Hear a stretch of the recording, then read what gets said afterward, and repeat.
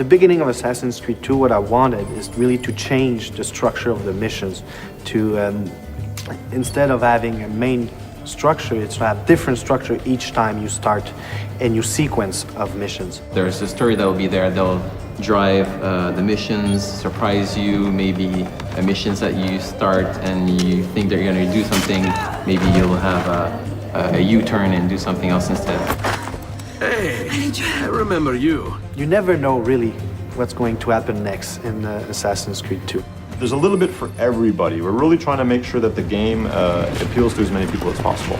We have reach high points still in AC2 with climbing puzzles. Then you'll have, collectible quests. There are crowd missions. There's the narrative mission. You have these missions that you can do to change your notoriety in the city. There's also the city life, which are just randomly occurring acts throughout the world. For example, we have the messenger. The messenger who sees Ezio, sees the player, will run away.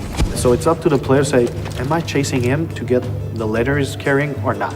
We have one guy that we call the pickpocketeer. So basically that guy will be able to steal the money from the assassin and start running. So what do? You continue your mission, or you go back to that guy to be able to get the money. Throughout the world, you're gonna find exciting, memorable historical landmarks that also have interiors that you get to play through with lots of acrobatics and running and jumping. And these interiors lead to tombs that have been hidden for hundreds of years that only the assassins can find.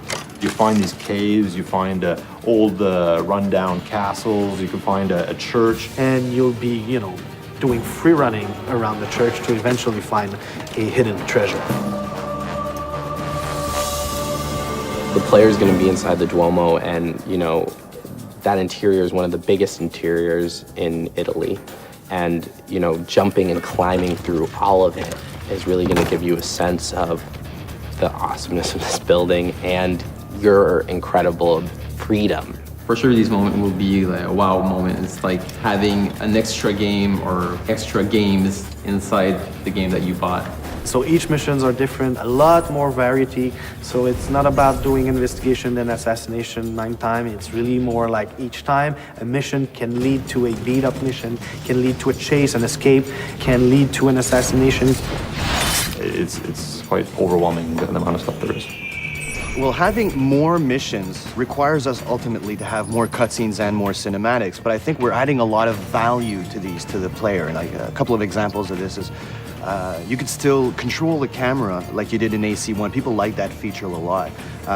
We also have mini branching cutscenes where the player will have to interact at a specific time, and this may have 2 different effects. So if you hit the cinematic at the wrong time, then you might just hug a lady, whereas if you hit it on the right time, well, who knows what's going to happen.